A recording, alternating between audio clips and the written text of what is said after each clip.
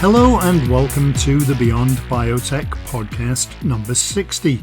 I'm Jim Cornell and this is the weekly Labiotech podcast, and can you believe it's the 60th, so well into the second year. And we have a really interesting conversation for you today, but more on that in a little while.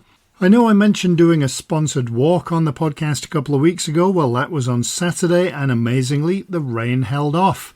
My son got some blisters on his toe halfway around, but we still made it in under 3 hours. Not sure about the bagpipes trying to explode my eardrums at the start, but it's all part of participating in an event in Scotland. I think if there were no pipers, it would break some medieval law. Speaking of which, I read that in Scotland, it's against the law to refuse someone the use of your toilet if they knock on your door and are desperate. I can't say that it's ever happened, and I'm also not really keen to test it out by knocking on someone else's door. The podcast today is the last one in August, and it's going out on August the 25th. I couldn't find a lot of science news from that date. Everyone was probably on holiday, but it was listed as the date of the first CAT scan in 1973.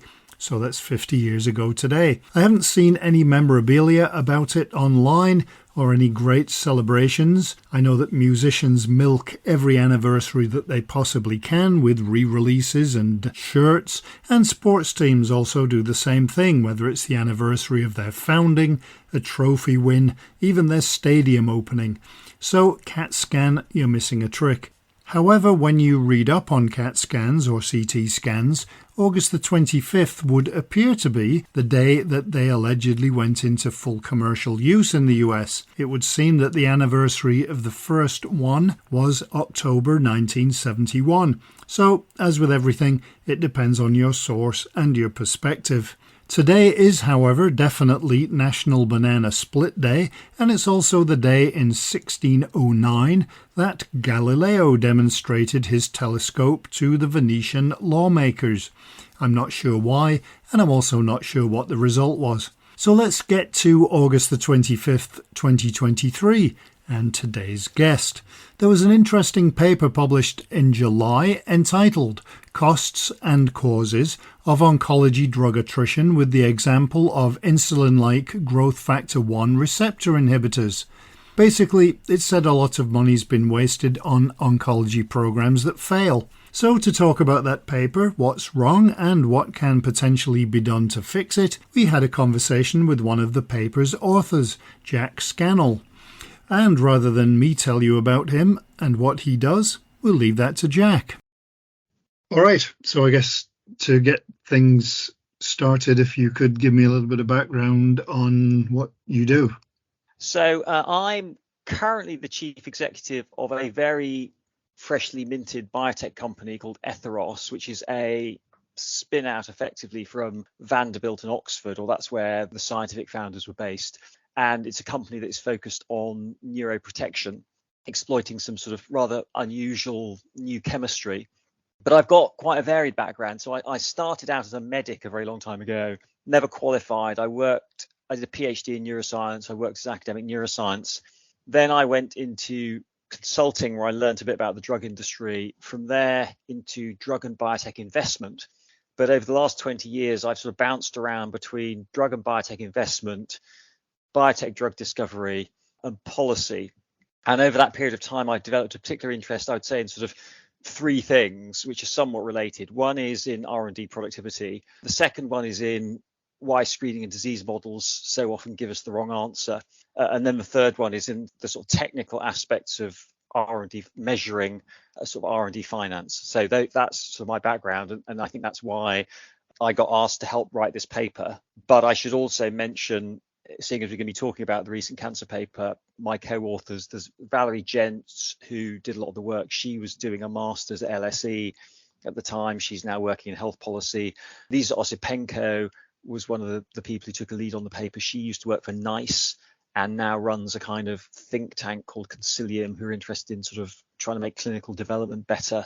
And then one of the authors is a guy called John Hickman, who's a very long established cancer biologist. He was a professor at Manchester University, and then he worked at Servier for years running the scientific side of their oncology business. So definitely a good cross section of people to be able to create this paper that's Yeah, very so we well had people written. who knew about know about policy, right, and health economics. We had Hickman, who knows an awful lot about the practical details of cancer drug discovery. And then I think I for this particular paper, was bringing a view about models, which is something that also interests John, and also just doing the financial part of the analysis properly. Because again, I think particularly in the public policy debate, financial analysis of R&D is very often not done properly.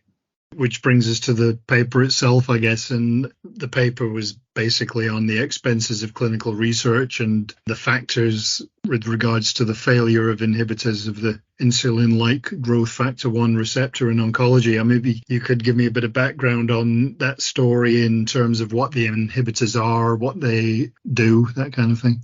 Okay, so the insulin-like growth factor 1 receptor blockers, I would say, were the sort of product of arguably the second wave of cancer drugs, the so-called targeted therapies. And the first wave were the cytotoxics, which really, started in the 1940s or 50s. More recently, we've got immuno-oncology, but sort of sandwiched in between and still going, we've got the so-called targeted therapies. And enthusiasm for that general class really grew in the late 1990s and sort of first decade of the 2000s. And that was with the success of a drug called Gleevec and also arguably Herceptin. And I think people started to view cancer through the lens of oncogenes, so mutations that drove uncontrolled cell proliferation. And I think the original excitement around this particular target was that in vitro experiments done in the early 90s showed that cell lines that lacked this particular receptor were resistant to a variety of oncogene dependent transformations, right? So you could make a number of different oncogenic changes in cell lines in vitro, and those cells seem to be protected against being transformed into cancer-like cells. And that obviously raised a very intriguing possibility, which was that you could make a single targeted intervention that could block the effect of a range of different oncogenes. And I think that was why the class looked interesting. And I think there's a view that there might be kind of broad relevance rather than just relevance in a particular narrow type of cancer, which is one of the characteristics of a lot of the oncogene targeted therapies. So in terms of the issues with regards to the amount of money that has been spent, I wonder if you could tell me what the main issues are and how much money is being potentially wasted. I'll focus on the money first, right? Because other things were wasted as well. But on the money, and again, excuse me here if I'm a bit of a finance pedant, right? But there's lots of different ways of measuring the cost of R&D, and I think it's quite important to define, how you've calculated your costs. Otherwise, they're largely meaningless, right? When you want to compare them with other kind of costs. And we were lucky enough to get access to a commercial database from Evaluate, and they effectively build benchmarks which are based on company reported accounts. So small drug companies often report expenses at the level of individual clinical development programs. And through that, you can start building benchmarks for the costs of those clinical development programs. That's what the commercial vendor does. And the costs that you get from that approach, I think, are best thought of as the R&D expense that would have shown up in company accounts associated with the programs. And there's different ways to measure R&D costs. That's not the only way. But, with that methodology, we had around $2 billion would have been expensed on the clinical development of the IGF-1R agents. But if you want to look at it another way, 16 drugs went into human trials. There were, I think, around 180 clinical trials in total in over 12,000 patients over a 12-year period. And not one of those 16 drugs was ever effective enough to be approved. So in this case, it was 12,000 patients getting on for 200 trials initiated over a 12-year period and costing something like $2 billion. A lot of money. I guess it begs the question, why is this happening? I'll make the money seem even bigger before I answer your question, right? So that was for one program, right? Oncology has become, roughly 40% of the global pharmaceutical pipeline is now oncology related. Cancer drugs have among the highest clinical development failure rates. So if you make reasonable assumptions and you say, well, okay, how much is the drug industry spending today on clinical trials of cancer drugs which ultimately don't work or don't work well enough to be approved? It's probably in the order of $50 to $60 billion a year. right? So this is a huge cost. And I mean, I think, why is it happening? I think there's sort of three broad categories of explanation that we allude to in the paper. I think one is that the screening and disease models, which I like to think of as decision tools, they're intrinsically poor, i.e. they fail to recapitulate important features of real human cancers, and also often they're badly applied, right? So that xenografted animals, which is, for example, a very common model, are typically only treated for 35 days, right? And actually assessing treatment effect over 35 days doesn't translate very well to human treatment. The wrong go, no go criteria are applied, right? So people are insufficiently rigorous about how effective drugs have to be in those model systems, right? So A, the model system doesn't predict humans in the first place. And then secondly, people are, I think, very often insufficiently rigorous about the performance you have to show in those model systems before initiating human trials. I think a second point is that oncology R&D is arguably over incentivized at the moment by a kind of remarkable historical pricing bubble in the US. So, for reasons that I won't go into unless you want me to, cancer drugs in the US have almost infinite pricing power. So the prospect of large prizes in financial terms sucks in a huge amount of R&D capital and makes people arguably rather risk tolerant. I think you also see a kind of herd instinct / wrong incentives, right? So I think people doing oncology R&D, and indeed in some other areas, they're bad at evaluating competitive risk, right? So I think people don't know what everyone else is doing, and they don't effectively discount the value of their program sufficiently if there happen to be 10, 20, 30, or in some cases 40 or 50 other similar programs, right? So you see in some crowded oncology niches at the moment, several tens of candidate therapies going for the same target in the same indications, right? And that suggests that people deploying capital and making those decisions just aren't paying enough attention to what other people are doing, because they're not all going to win. But I would say these are hard problems to fix. It's not as if people doing oncology R&D aren't clever, because most of them are, but we've got a network of incentives that arguably incentivize at a sort of industry or system level the wrong kind of behavior. You mentioned those incentives and the fact that a lot of money's going into cancer. Is that to the detriment of other conditions?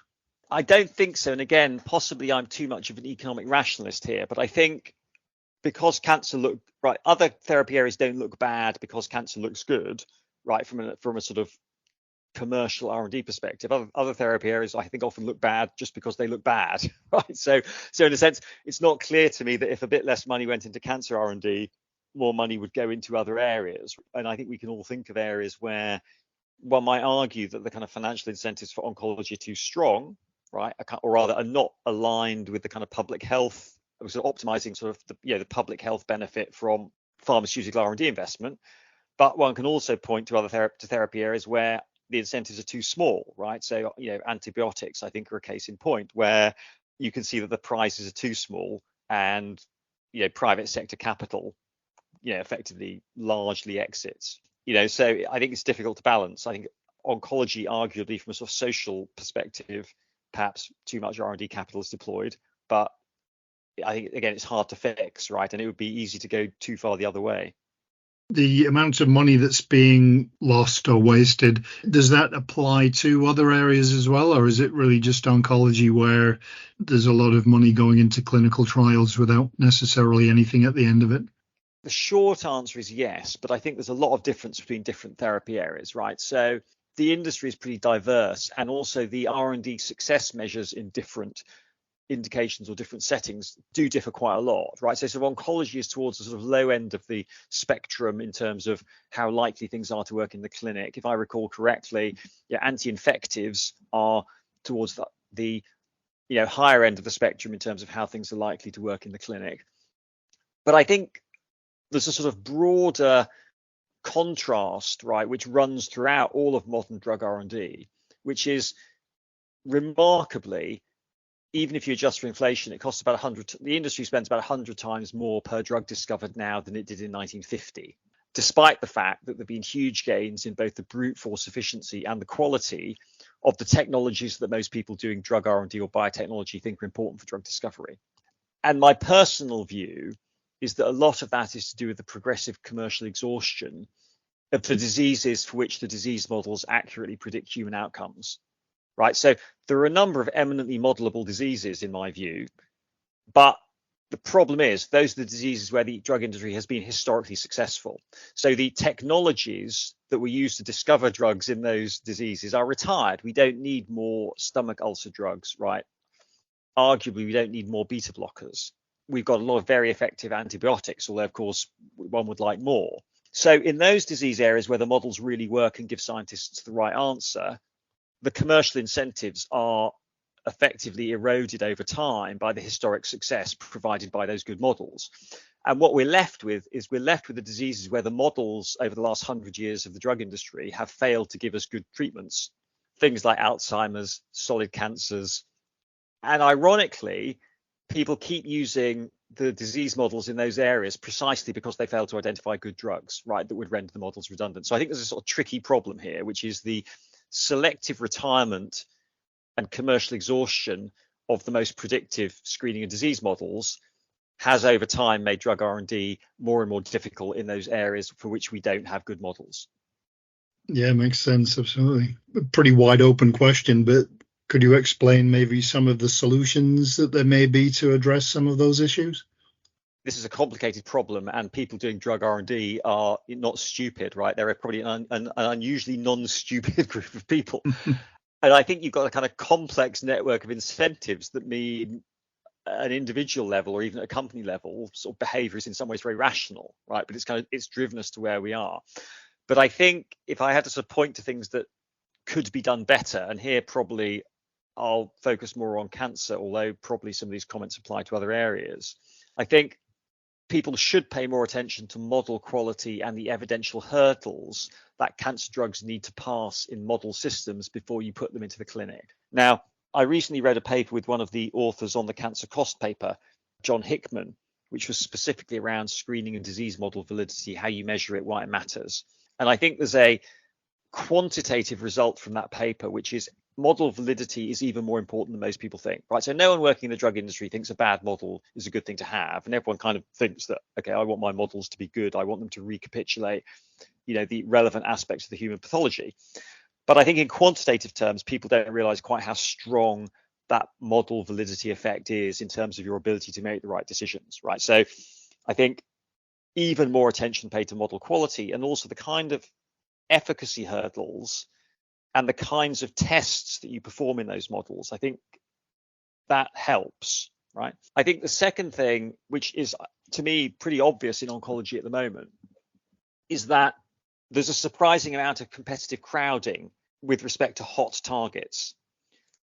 It seems clear that with a lot of targets, there are just so many programs chasing them that even if programs succeed, the incremental benefit to human welfare from the sort of 20th PD1 or PDL1 agent or the 15th anti-CD38 agent is going to be small, right? And it's a hard problem to solve, but I think one could imagine companies being more cautious in investing in heavily competitive therapy areas, and also some sorts of financial incentives or policy initiatives to try and drive a bit more technical diversification.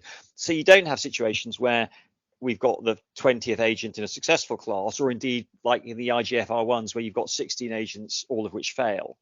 And then I think the third issue is that, in my view, there's remarkably little good retrospective analysis of failure put in the public domain. So I think because drug R&D is difficult, because it fails most of the time, people kind of just accept that that's fine, let's just move on. Also, the timing scales are long. I think people are not incentivized to really learn the lessons from failed programs. So if you look at the IGF-1R program, for example, if you think, 12,000 patients, nearly 200 trials, $2 billion, you would expect to have some pretty good postmortems on that in the public literature, right? Now, there's a few papers out there which kind of, do a bit of head scratching, but it's not really a kind of sort of rigorous public analysis of what went wrong and how to stop it happening again. How do you think that AI and machine learning have impacted or can potentially impact this? I'd call myself a sort of cautious ML optimist. So I'd say I'm an optimist in the sense that I have on occasion seriously engaged in the application of machine learning to drug discovery. I don't pretend I'm an expert here, right? So take whatever I say with a pinch of salt. And also I would say if you or your listeners are really interested in this, in my view, Andreas Bender is required reading, right? He's published some great articles lately on this subject, and possibly I'm talking about them because they tend to confirm my less well-informed prejudices. But my view is, drug R&D is lots of small battles. It's not one big battle. And lots of those small battles will be substantially helped by AI and have been substantially helped by technologies which, if they're invented today, would be described as AI. The application of computational quantitative methods to drug discovery is not new. Protein folding, for example, where we've heard a lot about AlphaFold, this has been done or been a big focus in structural biology for many decades. But I don't think it's going to be revolutionary. And the reason I don't think it's going to be revolutionary is I think lots of the high quality data that one requires for not all, but for some machine learning techniques, that data is absent very often for the most important parts of the drug discovery process. So if I come back to my sort of obsession about screening and disease model validity, any AI system that you've trained on lousy data from a lousy screening and disease model is likely to be just as lousy as the screening and disease models, right, on whose lousy data they've been trained. So if lots of human experts look at their xenograph data and decide that putting IGF-1R receptor antagonists into human trials is a good idea, if one uses that same xenograph data to train machine learning systems, you're going to get the same wrong answer that the people got who looked at that data. I think the problem is that the major data constraints, or rather lots of the many key problems in drug R&D are related to data quality and quantity and data classification. And I think that means that we're going to see lots of progress in certain discrete areas, but the overall process as a whole is unlikely to be sort of transformed on a kind of step change basis. Although, of course, lots of technologies are helpful already and will continue to be very helpful. I would recommend reading Andreas Bender rather than listening to me on these subjects. All right, thank you.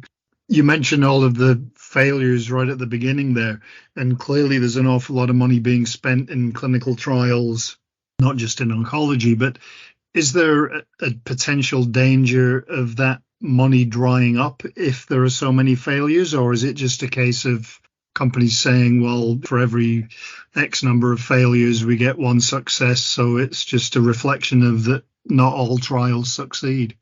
I'll make a very general point first.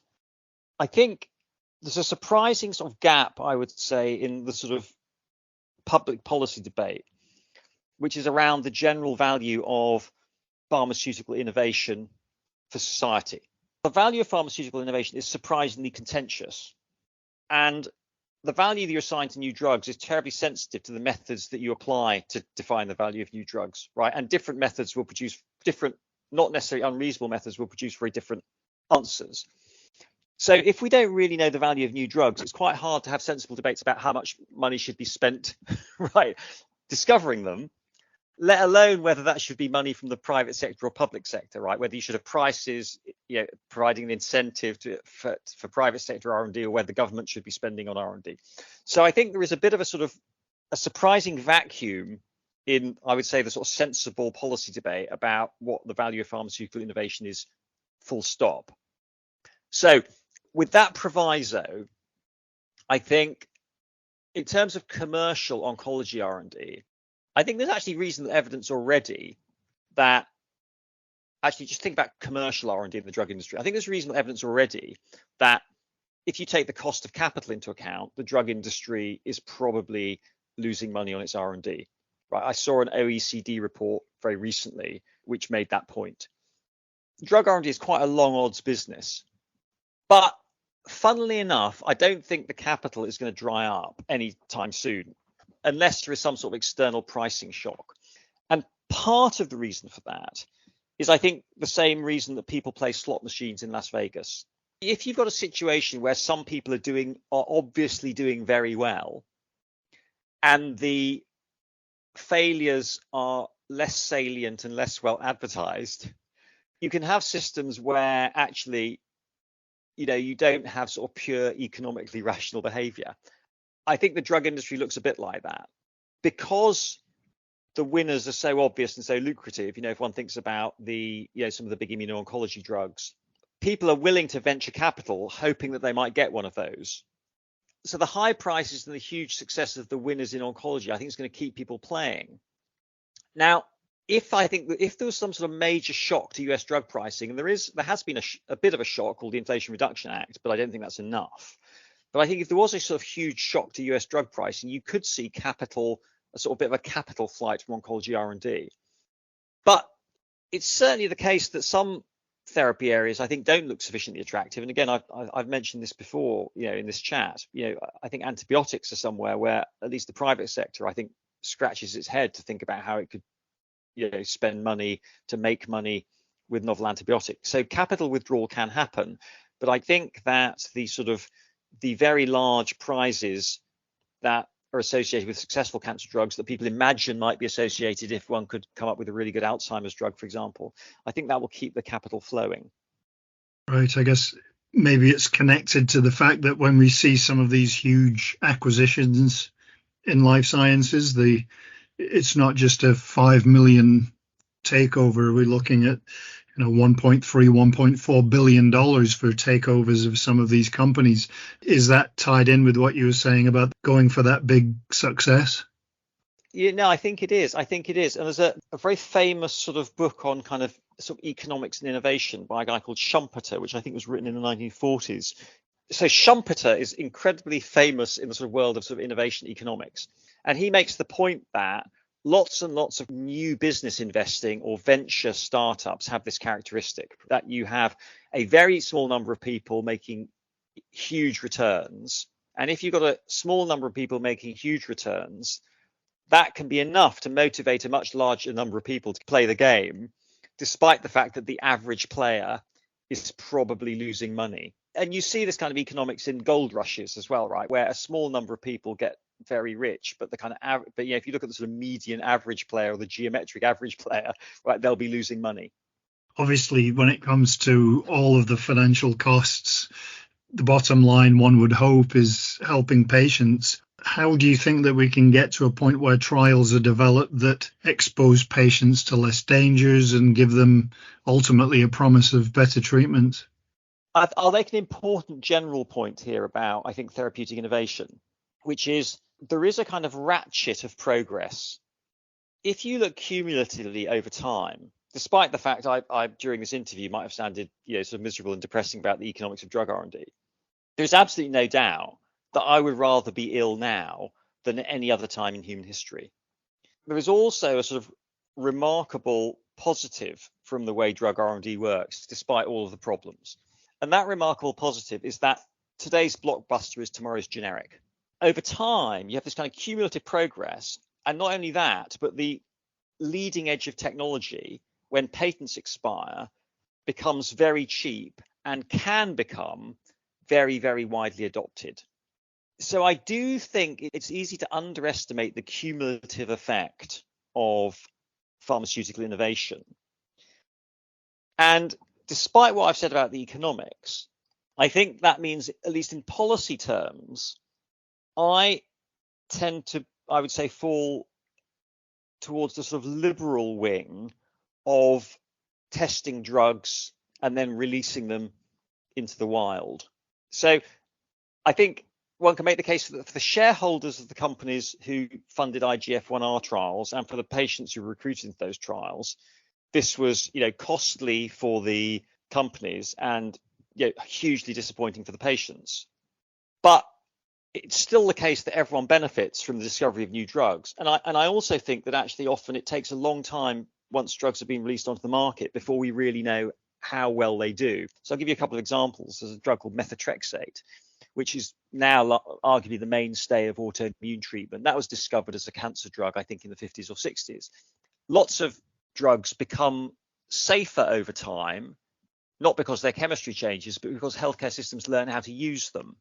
right? So immuno-oncology drugs look ferociously toxic, some of them when they first came out, but actually now we're quite good at managing the side effects of some of the immuno-oncology drugs. Same with chemotherapy, right? Although it's still toxic and horrible for many people, it's become more tolerable over time as physicians have learned how to manage the side effects. And I think the fact that there's a kind of lot of real world innovation once drugs are released into the real world, and also because of this kind of cumulative effect of a ever improving generic back catalogue, that tends to make me pretty liberal in terms of allowing clinical testing to happen. But I still think that people could think much harder about the quality of the screening and disease models and the decision criteria that they apply before initiating trials. And also, I think there should be some both private sector and sort of public policy initiatives so that we don't have 20 or 30 almost identical candidates chasing the same indications. Absolutely. Yeah, I agree 100% there. What would you say that ultimately, sort of as a takeaway message, I guess, what the potential solutions are that you'd like to see? Again, I think I'll sort of focus my comments here on oncology. And I think there's sort of three main things that I would like to see done differently. The first is thinking much harder about what the models really tell us and what they don't, and how well compounds have to perform in those models and the suite of models that one should use before initiating human trials. The second is the private sector and or some kind of policy initiatives that drive diversification and they avoid overinvestment in some mechanisms and underinvestment in others, right? So, the world is not going to be made a better place by the 20th anti-PD-1 or PD-L1 therapy. But if some of that capital was deployed against novel targets, although those compounds are individually less likely to work than the PD-1 or PD-L1 drugs that we know already have a valid target, it's still much more useful from a sort of social perspective to have that new thing tried rather than the old thing tried for the 20th time. And then I think the third does relate just to postmortems. Fields like the IGF-1R blockers, this can grow up. It can become a huge industry. It can trigger 200 trials in 12,000 patients and 16 drugs. And then it can kind of die without people really wondering what went wrong. There's a few review papers in the literature, but no, I would say systematic, rigorous postmortems of what went wrong. And I think that makes it more likely that you get the same mistakes happening over and over again. Hopefully you found that as interesting as I did, and Jack is also now based in Scotland.